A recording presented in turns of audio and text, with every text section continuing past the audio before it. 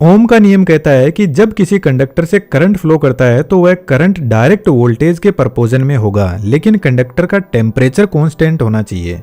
एक छोटा सा रिकमेंडेशन है आपको, इलेक्ट्रिसिटी के बेसिक्स क्लियर है तो कंटिन्यू कीजिए, अदरवाइज कहीं कंफ्यूजन आए तो इस वीडियो को जरूर से देखना, इस वीडियो का बेस यही है। तो according to Ohm's law voltage is equal to current into resistance होता है, यानी वोल्टेज करंट के बराबर तो है लेकिन जो रेजिस्टेंस है वह कांस्टेंट होना चाहिए। फॉर एग्जांपल 10 वोल्ट है, 5 एम्पियर का करंट है और रेजिस्टेंस 2 ओम मान लेते हैं, तो यह 2 ओम फिक्स होना चाहिए और इसके बाद हम जैसे जैसे वोल्टेज बढ़ाएंगे तो करंट भी बढ़ता जाएगा। लेकिन प्रैक्टिकली क्या ऐसा पॉसिबल है? बिल्कुल भी नहीं। आप इस इमेज से पता लगा सकते हो कि एक्चुअल में रेजिस्टेंस करता क्या है, और जब रेजिस्टेंस करंट को आगे नहीं बढ़ने देगा तो करंट को गुस्सा आएगा और गुस्से में जिस तरीके से इंसान गर्म होता है वैसे ही करंट वायर के टेम्परेचर को बढ़ा देगा। लेकिन रेजिस्टेंस ढीठ किस्म का इंसान है, कितना ही टेम्परेचर बढ़ा दे लेकिन यह पीछे नहीं हटने वाला। बस हमें इससे बचने के अलग ही रास्ते निकालने पड़ते हैं। तो हम एक ऐसी मेटल यूज में लेते हैं जिससे रेजिस्टेंस कम हो और कंडक्टिविटी ज्यादा हो, जैसे कॉपर वायर। लेकिन ट्रांसमिशन लाइन बहुत ज्यादा लॉन्ग होती है, वहां पर कॉपर वायर बहुत ज्यादा कॉस्टली भी पड़ता है और इलेक्ट्रिसिटी ना रही तो लोग वायर ही काट के ले जाएंगे। आपको पता है पावर फिक्स होती है, उसको बदल नहीं सकते, लेकिन वोल्टेज और करंट पावर के ही सुपुत्र है, इन्हीं से पावर बनती है। थोड़ा आसान एग्जाम्पल से देख लेते हैं। जैसे यह जनरेटर 100 वाट पावर जनरेट कर रहा है तो 50 वोल्ट हो जाएंगे और 2 एम्पियर करंट हो जाएगा और टोटल हमें 100 वाट मिल जाएगी। अब हम चाहें तो करंट को 4 एम्पियर करके वोल्टेज को 25 कर सकते हैं, पर पावर फिक्स रहती है क्योंकि जनरेटर एक मैकेनिकल डिवाइस है। यदि इसकी कैपेसिटी हमें 100 वाट से ज्यादा बढ़ानी है तो हमें इसमें मैकेनिकल चेंजेस करने होंगे। अब धीरे धीरे थोड़ा लेवल बढ़ाते हैं, आप भी अपना फोकस बढ़ाइएगा। यह जो 100 वाट है ना, यह एक्टिव पावर है, ओरिजिनल पावर कोई और ही है। तो इस पावर के भी पिताजी है और उनका नाम है एपेरेंट पावर, या फिर एक्चुअल पावर, या फिर रियल पावर भी बोल सकते हैं। कंफ्यूज नहीं होना है, बहुत आसानी से समझेंगे। यदि आप किसी ट्रांसफॉर्मर या फिर बड़े जनरेटर के पास में जाओगे तो उसके ऊपर कभी भी पावर नहीं लिखी रहती है, उसके ऊपर रियल पावर लिखी रहती है। बड़े जनरेटर के केस में जैसे 1500 मेगा वोल्ट एम्पियर है, वोल्ट एम्पियर इस रियल पावर की यूनिट होती है।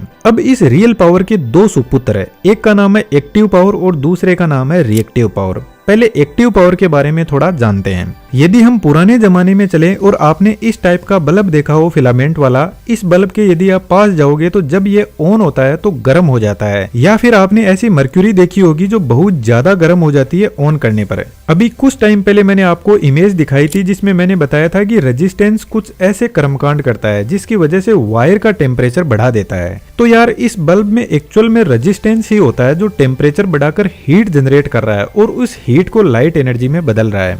तो यह जो बल्ब है ना, इसके अलावा भी heater, toaster, oven and coffee maker, iron, यह सभी हीटिंग से ही अपना काम करते हैं। तो इन सभी को बोलते हैं रेजिस्टिव लोड, और यह सिर्फ और सिर्फ एक्टिव पावर ही कंज्यूम करते हैं। कहने का मतलब एक्टिव पावर एकदम क्रीम होती है, उसी को खाते हैं। और इस एक्टिव पावर के सुपुत्र वोल्टेज और करंट होते हैं जिससे यह काम करते हैं। अब हमारे घरों में इस टाइप के लोड बहुत कम अवेलेबल होते हैं क्योंकि इन लोड से हमारे सभी काम नहीं हो सकते। तो कुछ अदर लोड भी हमारे पास में होते हैं जैसे induction motor, washing machine, air conditioner. और यह जो लोड है ना, इन सभी में मोटर लगी रहती है और मोटर में कोयल होती है। इस कोयल को हम इंडक्टर भी बोलते हैं। और यह जो कोयल होती है ना, इसमें थोड़ा बहुत रेजिस्टेंस भी होता है जिसकी वजह से जब मोटर चलती है तो गर्म भी होती है। इसमें जो रेजिस्टेंस होता है ना, उसको बोलते हैं रिएक्टेंस। अब आप बोलोगे यह क्या बला है? इस बला को तो हम बाद में देख लेंगे, बस इतना ध्यान रखो कि जो इंडक्टर वाले लोड होते हैं ना, उनको इंडक्टिव लोड बोलते हैं।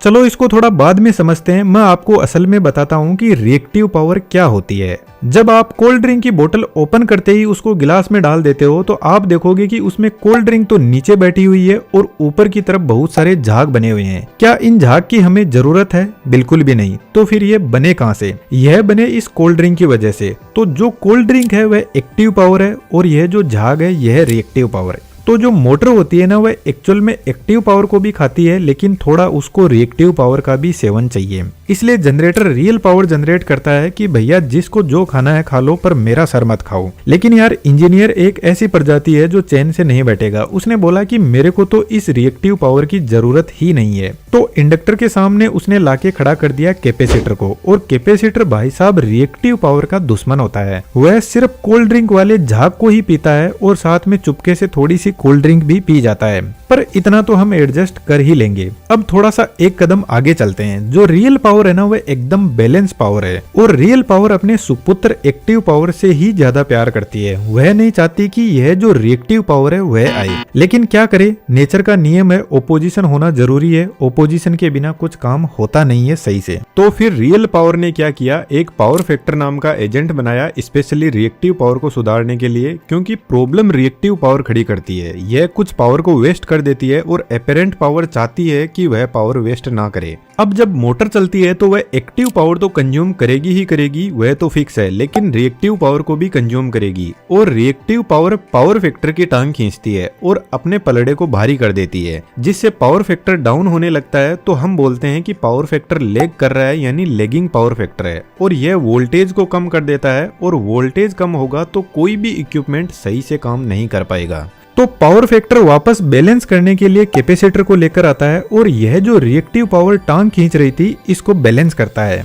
अब मैं आपको रियल गेम बताता हूँ। बड़ी बड़ी जो इंडस्ट्रीज होती है या हमारे घर की ही बात कर ले तो 90% लोड इंडक्टिव ही होते हैं। तो हमारे घर वाले लोड से तो जनरेटर को कोई खास फर्क पड़ेगा नहीं, लेकिन बड़ी इंडस्ट्री में इंडक्टिव लोड पावर फैक्टर को बहुत ज्यादा दबा देता है, यानी लैग कर देता है। तो जो इंडस्ट्रियल एरिया होता है उसके बाहर एक कैपेसिटर बैंक इंस्टॉल करते हैं। यदि आप ध्यान से देखोगे तो आपको कहीं ना कहीं ये खंबे पर लगी हुई दिख जाएगी। बेसिकली उसका काम यही है कि जो इंडस्ट्री पावर फैक्टर को ज्यादा लैग कर रही है उसको बैलेंस करे, ताकि जो जनरेटर है उस पर ज्यादा लोड ना पड़े और वोल्टेज को भी बैलेंस किया जा सके। या फिर ऐसा भी किया जा सकता है, जो जीएसएस होता है वहीं पर कैपेसिटर बैंक को इंस्टॉल कर दिया जाता है।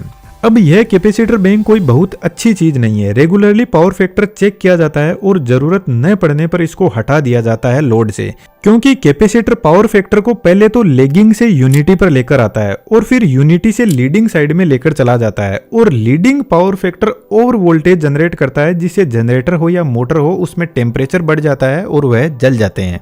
अब मैं आपको मेरे कॉलेज टाइम का एक जबरदस्त किस्सा बताता हूँ। हमारा जो लैंडलॉर्ड था उसको ऐसा लगने लगा कि हमने मीटर के साथ में टेम्परिंग कर दी है और वह सही से इलेक्ट्रिसिटी कंजम्पशन नहीं दिखा रहा है। तो उनका लड़का जूनियर इंजीनियर था, हमको बता रहा था कि मैं पावर फैक्टर निकाल लूंगा और पता करूंगा कि आपने कितनी इलेक्ट्रिसिटी कंज्यूम की है।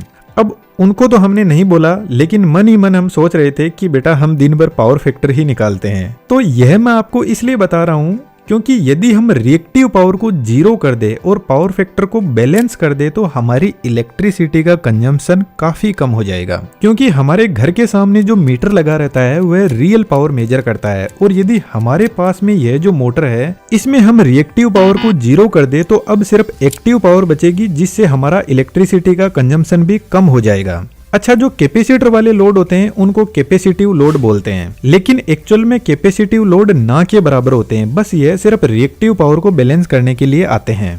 जो पावर ट्रांसमिशन लाइन होती है जो बहुत दूरी तक जाती है, उनको यदि आप ध्यान से देखोगे तो यह एक कैपेसिटर का ही काम करती है। वायर जो होता है वह पॉजिटिव का काम करेगा और जो ग्राउंड है वह नेगेटिव का। अब इस लाइन का वोल्टेज एक्सट्रीमली हाई वोल्टेज है, तो जो बीच का एरिया है वह धीरे धीरे चार्ज होने लगेगा और एक कैपेसिटर की तरह काम करने लग जाएगा, जिस वजह से रिसीविंग साइड है वहां पे वोल्टेज सेंडिंग साइड से बहुत ज्यादा हो जाएगा, जिसकी वजह से वोल्टेज रेगुलेशन की प्रॉब्लम होती है। तो लॉन्ग ट्रांसमिशन लाइन में कैपेसिटिव इंटरफेरेंस को बैलेंस करने के लिए ट्रांसमिशन लाइन में शंट रिएक्टर लगाए जाते हैं। यह देखने में सेम टू सेम ट्रांसफॉर्मर जैसे ही होते हैं, लेकिन यह कैपेसिटिव इफेक्ट को बैलेंस करते हैं। तो कहने का मतलब यदि इंडक्टिव इफेक्ट ज्यादा है तो कैपेसिटिव उसको बैलेंस करेगा, और कैपेसिटिव ज्यादा है तो इंडक्टिव उसको बैलेंस करेगा। और जो प्योर रजिस्टिव लोड होते हैं वह एकदम यूनिटी पावर फैक्टर पे काम करते हैं। वह ना ही तो पावर फैक्टर को लैग करते हैं ना ही लीड करते हैं।